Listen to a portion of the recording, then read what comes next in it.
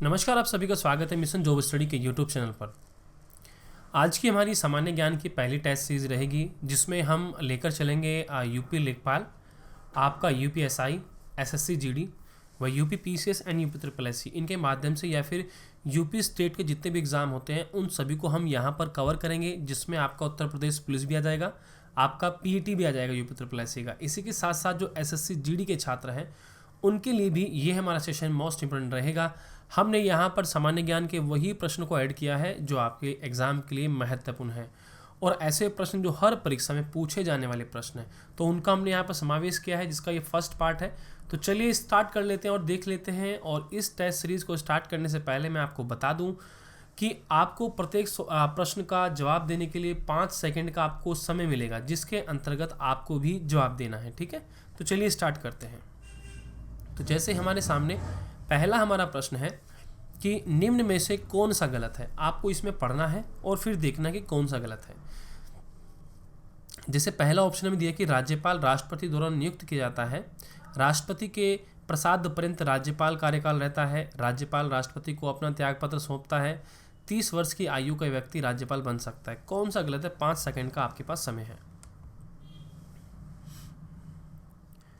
सभी विद्यार्थी comment section में जवाब देंगे।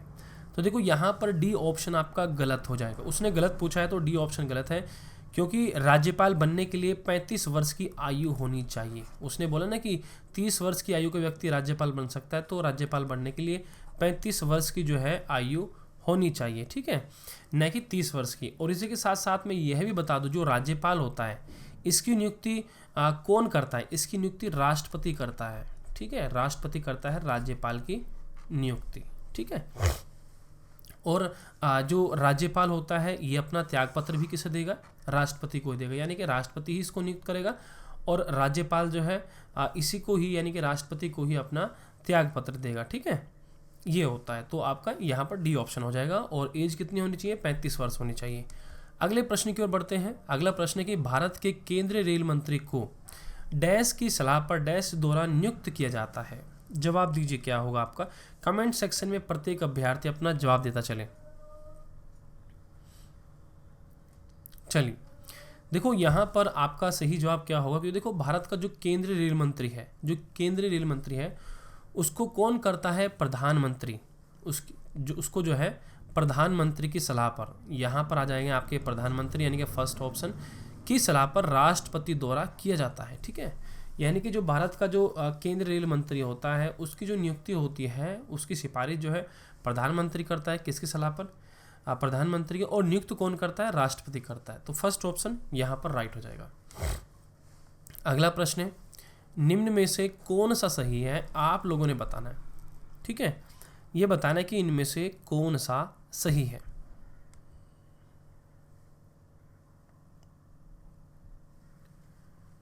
चलिए देख लेते हैं क्या उत्तर होगा।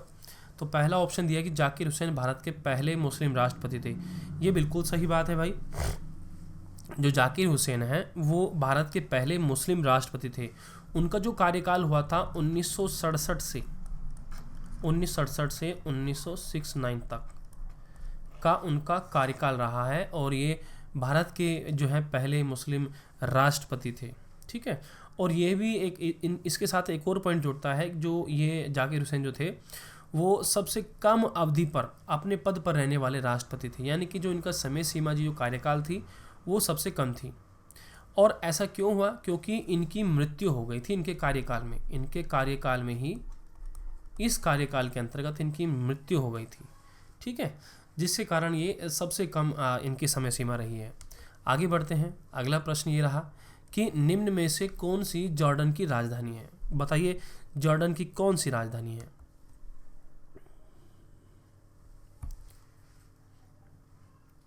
चलिए देखो, जॉर्डन की जो राजधानी है वो अमान है। ठीक है, अमान है। और अमान जो है इसकी मुद्रा जो होती है वो क्या होती है, ये भी आप पॉइंट नोट कर लीजिए। इसकी जो मुद्रा होती है वो होती है आपकी दिनार होती है। ठीक है, अमान की जो क्या होती है मुद्रा, वो दिनार होती है। ठीक है, चलिए। और इसी के साथ आपको बता दें कि अनअकैडमी पर हमारी मैथ्स और रीजनिंग क्लासेस चल रही हैं, जो कि आपकी UP PCS, UP triple SC और यूपी दरोगा भर्ती के लिए चल रही है। अगर आप इन सभी परीक्षाओं की तैयारी करना चाहते हैं तो ये फ्री में स्पेशल क्लास आप ले सकते हैं। तो आप देख सकते हैं यहाँ पर एवरीडे हमारी क्लासेस चल रही है। तो यहाँ पर 9 बजे मॉर्निंग में स्टार्ट हो रही है, फिर 10:30 बजे सेकंड क्लास, फिर दोपहर के 12 बजे थर्ड क्लास। तो ये मैथ्स और रीजनिंग के भी 3 क्लासेस में ले रहा हूँ, जो कि आप वीडियो के डिस्क्रिप्शन में दिए गए लिंक पर क्लिक करके इसको देख सकते हैं एवरीडे। और यहाँ पर इसको अनलॉक करने के लिए, बिल्कुल फ्री में देखने के लिए यूज़ कीजिए मेरा रेफर कोड AK Live। और आपको बता दें कि अनअकैडमी से आप UPPCS UPSC के एग्ज़ाम की प्रिपरेशन आप यहाँ पर कर सकते हैं। स्कॉलरशिप टेस्ट सीरीज़ यहाँ पर चल रही है एक अनअकैडमी पर, जो कि UPPCS प्रीलिम्स एग्जाम के लिए फ्री टेस्ट सीरीज़ है। तो इसमें जो है आज जो सबसे ज़्यादा स्कोर करेगा, कम समय में करेगा, उसको पुरस्कार मिलेगा। जो टॉप 10 के छात्र होंगे उनको यहाँ पर पुरस्कार मिलेगा। जो टॉप 1 का जो रैंक 1 जो प्राप्त करेगा छात्र, उसको फ्री 3 मंथ के लिए UPPCS UPSC का प्लस सब्सक्रिप्शन यहाँ पर मिलेगा। जो रैंक 2 से लेकर 10 तक के बीच आएगा उनको यहाँ पर स्कॉलरशिप मिलेगी सब्सक्रिप्शन के लिए UPPCS और UPSC की। तो ये जो टेस्ट सीरीज है आपके हर रविवार को लिया जाएगा, जो दोपहर में 1 बजे होगा और शाम को 7 बजे इसका एनालिसिस किया जाएगा। तो आप इसको देख सकते हैं, बिल्कुल ये फ्री में है। बाकी प्लस में आपको बता दें कि यहाँ पर अपनी पसंदीदा फैकल्टी से आप पढ़ सकते हैं और कंप्लीट एग्जाम प्रिपरेशन आप कर सकते हैं। रेगुलर डाउटिंग सेशन आपको मिलता है, वीकली फ्री मॉक टेस्ट मिलता है, फ्री टेस्ट सीरीज मिलता है, पूरा सिलेबस आपका कवर किया जाता है। इसी के साथ आपको बता दें कि यहाँ पर एक बैच कोर्स और स्टार्ट हो गया है, जो कि लक्ष्य UPPCS अपर सबऑर्डिनेट फाउंडेशन बैच कोर्स है, जो कि 30 मार्च से स्टार्ट होने जा रहा है। तो यहाँ पर आप मेरा रेफर कोड यूज़ कर सकते हैं AK Live। बाकी हर किसी स्पेशल क्लास को अनलॉक करने के लिए आप मेरा रेफर कोड यूज़ कर सकते हैं AK Live, और 10% का आपको डिस्काउंट मिल सकता है अगर आप प्लस सब्सक्रिप्शन लेते हैं और हमारा refer code AK Live use करते हैं। तो this is your Unacademy. Unacademy आप ही का परिवार है और आप इसके सदस्य हैं। चलिए हम सीधा अपने प्रश्न पर आ जाते हैं। अगला प्रश्न है कि निम्नलिखित में से कौन सी मंगोलिया की मुद्रा है? बताइए कौन सी मंगोलिया की मुद्रा है?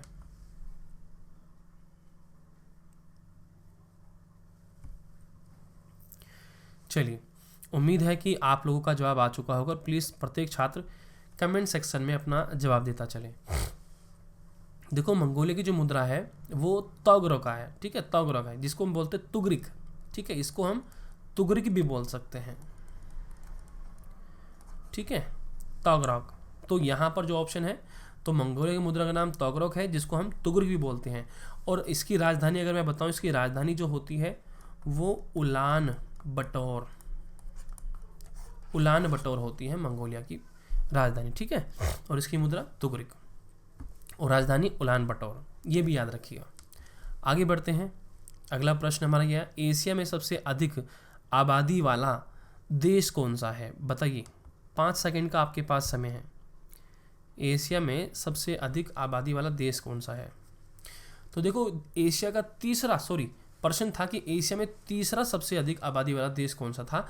तो भाई ये इंडोनेशिया है, ठीक है। कौन सा है? इंडोनेशिया है, क्योंकि ये एशिया का तीसरा सबसे बड़ी आबादी वाला देश है, जो इंडोनेशिया है, ठीक है। इंडोनेशिया आबादी इसकी कितनी क्या बोलते हैं इसकी, यहाँ पर आबादी कितनी है? 259 मिलियन है, ठीक है। इसकी आबादी 259 मिलियन के आसपास है, ठीक है। एशिया का ये जो है सबसे बड़ा आबादी वाला देश, अगर मैं बात करूं एशिया का सबसे बड़ा आबादी वाला देश, तो वो आता है चाइना, जिसको हम चीन बोलते हैं, ठीक है। पूरे एशिया का ये नंबर 1 पर है, नंबर 3 पर इंडोनेशिया है। तो चीन की जो है आबादी जो है लगभग 1378 मिलियन के आसपास है। ये मिलियन कर लीजिएगा इसको, ठीक है, ये मिलियन आ जाएगा। और दूसरा सबसे बड़ी आबादी वाला देश कौन सा है? अपना देश भारत है, ठीक है। भारत दूसरे नंबर पर है आबादी के मामले में एशिया में, ठीक है। तो यहाँ पर अगर मैं भारत की बात करूँ तो यहाँ पर 1329 मिलियन होगी, ठीक है। इतना मिलियन, 1329 मिलियन आबादी यहाँ पर रही है। और इसी के साथ यहाँ पर जो बांग्लादेश लिखा हुआ है, इसके बारे में बता दूं तो देखो, बांग्लादेश का जो स्थान है वो 5वां स्थान है, यानी कि एशिया में ये अगर मैं क्रम की बात करूँ तो चाइना, भारत और यहाँ पर इंडोनेशिया, और बांग्लादेश की मैं बात करूँ तो उसका 5वां स्थान है आबादी के मामले में, ठीक है, 5वां स्थान। चलिए आगे बढ़ते हैं। अगला प्रश्न हमारा ये रहा कि निम्नलिखित दक्षिणी अमेरिकी राष्ट्रों में से किसमें दक्षिणी अमेरिकी क्षेत्र का सबसे बड़ा वन क्षेत्र है? बताइए कौन सा है?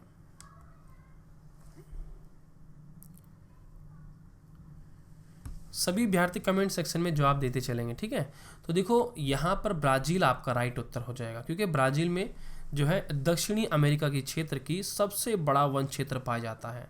और यह वन जो है ये ये अमेजन, ये जो अमेजन बेसिन है ना, इसके आसपास इसका जो है उल्लेख यहाँ पर देखने को मिलता है। अमेजन वन आपने सुना होगा नाम, ठीक है, जो अमेजन वन है तो उनके पास जो है इसका विस्तृत रूप आपको देखने को मिल सकता है, ठीक है। तो ये कहाँ पर है? ब्राज़ील में है, ठीक है। आगे बढ़ते हैं। अगला प्रश्न है कि निम्नलिखित में से प्रायद्वीपीय भारत की सबसे बड़ी नदी कौन सी है? बताइए। क्वेश्चन नंबर 8 आपके सामने है, सभी विद्यार्थी अच्छे से लगाएंगे इसको। चलो देख लेते हैं उत्तर क्या हो जाएगा यहाँ पर हमारा। तो निम्नलिखित में से प्रायद्वीपीय भारत की सबसे बड़ी नदी कौन सी है? तो देखो प्रायद्वीपीय भारत की सबसे बड़ी नदी कौन सी है भाई? गोदावरी है यहाँ पर, ठीक है, गोदावरी है। इसकी जो कुल लंबाई की अगर मैं बात करूँ तो ये 1465 किलोमीटर इसकी लंबाई है, गोदावरी है ये, ठीक है। और कभी कभी एग्जामिनर ये भी पूछ लेता है कि भाई ये जो गोदावरी नदी होती है इसका उद्गम यानी कि ये कहाँ से निकलती है? तो ये महाराष्ट्र जो हमारा राज्य है, महाराष्ट्र के एक स्थान पड़ता है, महाराष्ट्र के इसका नाम है त्र्यंबक, ठीक है। सॉरी मैं दोबारा से लिख देता हूँ ऐसे करके थोड़ा सा, त्र्यंबक पहाड़ी से, ठीक है, त्र्यंबक पहाड़ी से ये निकलती है गोदावरी, जिसकी लंबाई जो है 1465 किलोमीटर है। ये महाराष्ट्र की पहाड़ियों से निकलती है जिसका नाम है त्र्यंबक पहाड़ी, ठीक है, ये भी याद रखिएगा। आगे बढ़ते हैं। संयुक्त राष्ट्र द्वारा मानवाधिकारों की सार्वभौमिक घोषणा की चिन्हित करने के लिए हर वर्ष तिथि को अंतर्राष्ट्रीय मानवाधिकार दिवस मनाया जाता है। क्वेश्चन को पहले ध्यान से समझिए क्या कह रहा है। ये कह रहा है कि संयुक्त राष्ट्र के द्वारा, यानी कि जो संयुक्त राष्ट्र है उसके द्वारा जो मानवाधिकारों है उसकी सार्वभौमिक जो घोषणा है उसको चिन्हित करने के लिए हर वर्ष किस तिथि को अंतर्राष्ट्रीय मानवाधिकार दिवस मनाया जाता है, ये आपको बताना है। चलिए उम्मीद आपको पता होगा, आपका जवाब आ चुका हो। 10 दिसंबर जो है आपका राइट आ जाएगा, यानी कि 10 दिसंबर को अंतर्राष्ट्रीय मानवाधिकार दिवस मनाया जाता है। अगला प्रश्न ये रहा आपका कि जुलाई 2018 में अमरनाथ मंदिर की तीर्थ यात्रा करने वाले यात्रियों की सहायता के लिए CRPF द्वारा शुरू की गई मोबाइल सहायता केंद्र का क्या नाम था?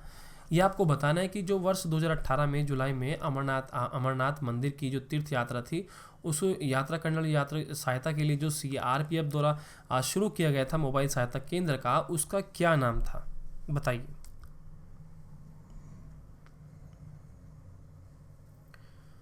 चलिए उम्मीद करते हैं कि आपका जवाब यहाँ पर आ चुका होगा और सही जवाब है आपका साथी, बी ऑप्शन। देखो मैं बता दूं कि जुलाई 2018 में अमरनाथ जो मंदिर की तीर्थ यात्रा करने वाले यात्री थे, उनकी सहायता के लिए CRPF ने एक यहाँ पर साथी नामक मोबाइल सहायता केंद्र का इन्होंने शुरुआत की थी। बी ऑप्शन राइट हो जाएगा, ठीक है। अगला प्रश्न है हमारा कि एशियाई खेल 2018 की मैं बात कर रहा हूँ। एशियाई खेल 2018 में पदक तालिका में शीर्ष स्थान पर रहने वाले चीन ने कितने स्वर्ण पदक जीते थे? अभी आप NTPC के एग्जाम को दे रहे हैं तो क्योंकि 18 की भी यहाँ पर प्रश्न देखने को मिल रहे हैं, तो बताइए क्या हो सकता है आपका उत्तर?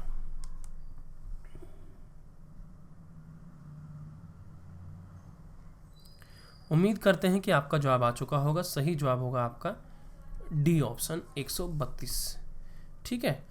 तो यहाँ पर जो शीर्ष स्थान पर रहने वाला देश था चीन, उसने कुल 132 स्वर्ण पदक जीते थे और इसी के साथ 92 जो है इसने रजत पदक जीते थे। किसने? रजत पदक। और 65 कांस्य पदक जीते थे इसने, कांस्य पदक किसने? चाइना ने, ठीक है। अगर मैं भारत का उस समय की बात करूँ, 2018 की बात करूँ, तो भारत का उस समय 8वां स्थान रहा था। भारत का जो स्थान रहा था वो 8वां स्थान रहा था, जिसमें हमारे 15 तो स्वर्ण थे, 24 हमारे रजत थे और इसी के साथ 30 हमारे कांस्य थे। तो इसी के साथ जो भारत है वो 8वें नंबर पर रहा था 2018 में। आगे बढ़ते हैं कि अंतर्राष्ट्रीय न्यायालय किस देश में स्थित है? ये आपने बताना है कि अंतर्राष्ट्रीय न्यायालय किस देश में स्थित है।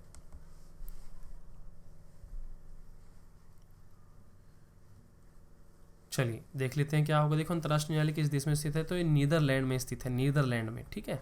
तो नीदरलैंड में एक जगह है जिसका नाम है द हैग, ठीक है। तो जो एग्जैक्ट जो जगह है नीदरलैंड की द हैग में है, ठीक है। ये संयुक्त राष्ट्र का एक अंग है, ठीक है। और इसकी जो स्थापना हुई थी वो 1945 में हुई थी, ये भी ध्यान रखिएगा। तो यानी कि अंतर्राष्ट्रीय न्यायालय कहाँ पर है? नीदरलैंड में। एग्जैक्ट जगह क्या है? द हैग है। कौन से सन में हुई? 1945 में हुई। आगे बढ़ते हैं।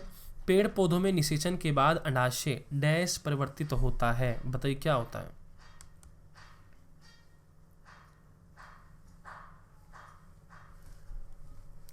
देख लेते हैं। तो देखो सही जवाब हो जाएगा पेड़ पौधों में निषेचन के बाद अंडाशय फल में, किस में होगा? फल में परिवर्तित होता है।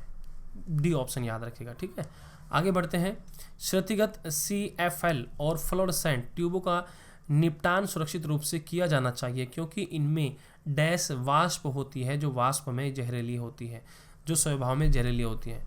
तो जो CFL होती है, फ्लोरोसेंट ट्यूब होती हैं, उनको मतलब उनका जो खात्मा करने के लिए सुरक्षित रूप से क्या किया जाना चाहिए? तो मतलब सुरक्षित रूप से उसको निपटाना चाहिए जब वो ख़राब हो जाती है। तो इसमें ऐसा क्या होता है जो कि ये जहरीला होता है, ये बताइएगा थोड़ा सा आप।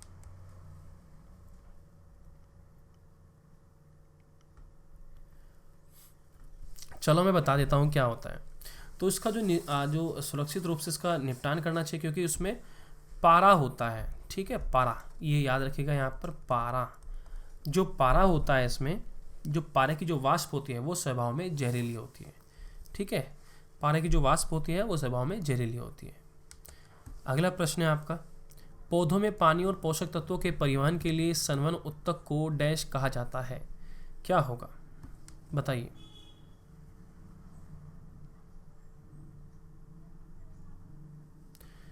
चलो देख लेते हैं हमारा उत्तर क्या होगा।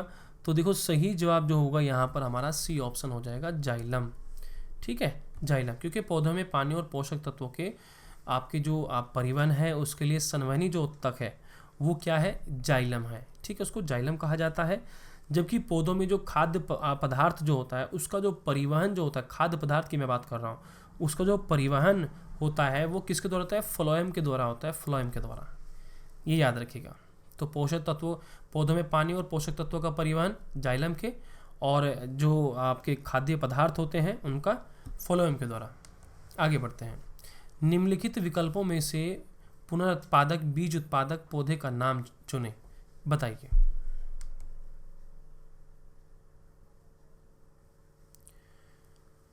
तो देखो यहाँ पर जो नाम दिए गए हैं इसमें सिर्फ एक ही नाम है, ब्रेड मोल्ड। तो जो ब्रेड मोल्ड है ये पुनरुत्पादक बीज उत्पादन पौधे है इसमें, ठीक है। तो बी ऑप्शन राइट होगा। अगला प्रश्न, किसी भी प्राकृतिक कच्चे माल, पौधे या जानवर के बिना बनाया गया एक मानव निर्मित फाइबर है। यह कोयले, पानी और हवा से तैयार किया गया था। यह पहला पूर्ण सिंथेटिक फाइबर था। यह है, बताइए क्या है ये? आप सभी विद्यार्थियों को बताना है।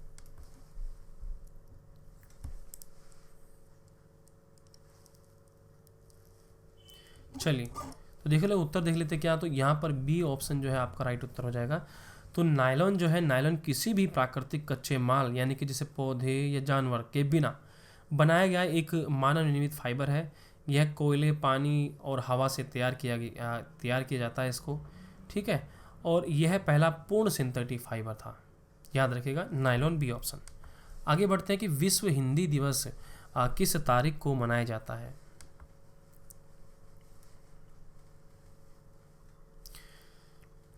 सही उत्तर 10 जनवरी आपका हो जाएगा, ठीक है। 10 जनवरी को मनाया जाता है। इसी के साथ साथ मैं आपको बता दूं कि जो हिंदी दिवस होता है इसका जो उद्देश्य है वो क्या है? देखो इसका उद्देश्य कि विश्व में हिंदी का जो प्रचार है, प्रसार है वो करना है और लोगों में हिंदी के प्रति जागरूकता उत्पन्न करना है, ये इसका उद्देश्य है। आगे बढ़ते हैं। अगला प्रश्न है कि डैश ने अधिकृत चरित्र की विरासत के सिद्धांत को प्रतिपादित किया है, बताइए ये किसने किया है? भाई सभी विद्यार्थी यहाँ पर जवाब देंगे।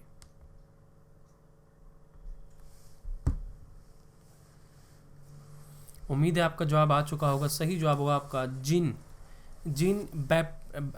Baptist Lamarck. तो नाम थोड़ा सा ऐसा ही है, जीन बैप्टिस्ट लेमार्क ने जो है अधिकृत चरित्र की विरासत के सिद्धांत को प्रतिपादित किया था। तो ये सिद्धांत था, इसको प्रतिपादित किया था और उन्होंने सिद्धांत कब दिया था? 1801 ईस्वी में दिया था, ये याद रखेगा, ठीक है। तो इस प्रकार से देखो हमारी ये टेस्ट सीरीज रहेगी सामान्य ज्ञान की। प्रत्येक अभ्यर्थी कमेंट सेक्शन में जवाब दीजिएगा और मैं वही प्रश्न लेके आ रहा हूँ जो आपका SSC GD, यूपी लेखपाल, PET, UPSI यानी कि दरोगा भर्ती, यूपी पुलिस, व यूपी PCS यूपी SSS के माध्यम से जो भी परीक्षाएं होती हैं उन सभी परीक्षाओं के लिए। तो सभी विद्यार्थी सेशन को जरूर देखें, आपको कैसा लगा वो भी कमेंट सेक्शन में जरूर बताइएगा। वीडियोस को लाइक और शेयर सभी विद्यार्थी जरूर करेंगे, और चैनल को आज ही के आज सब्सक्राइब कर लें। ऐसे ही राइट कलर का जो बटन आपको दिख रहा है इसको दबाइए और बेल आइकन दबा दीजिए, ठीक है। और लाइक शेयर सभी विद्यार्थी जरूर करें, कमेंट जरूर करें, ठीक है। चलिए मिलते हैं आपसे नेक्स्ट सेशन में।